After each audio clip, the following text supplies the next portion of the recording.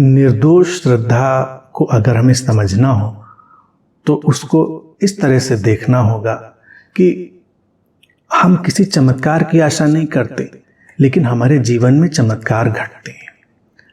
एक प्यारी सी कथा है, भारत में चलती रही है, वो उस पे हम इसको समझ सकते हैं कि कैसे वो श्रद्धा हमारे भीतर काम करती है।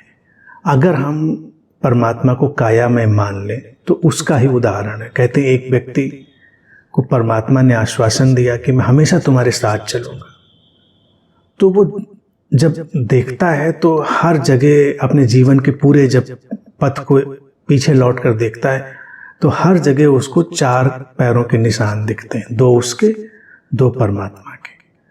लेकिन जो जीवन के सबसे संघर्ष के क्षण होते हैं उसमें उसको 2 ही निशान दिखते हैं। अब वो पूछता है परमात्मा से कि ऐसा क्यों है कि जब हमारे जीवन के सबसे संघर्ष के क्षण थे, सबसे मुश्किल के क्षण थे, तब तो 2 ही निशान है पैरों के, इसका मतलब उस समय आप मेरे साथ नहीं थे।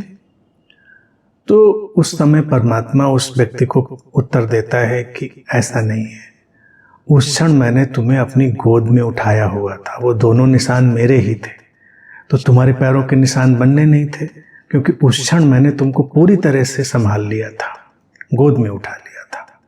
तो एक भक्त की जो मूल अवस्था है श्रद्धा की, वो यही है कि वो अस्तित्व में पूरी तरह श्रद्धा करता है और आकांक्षा कोई नहीं।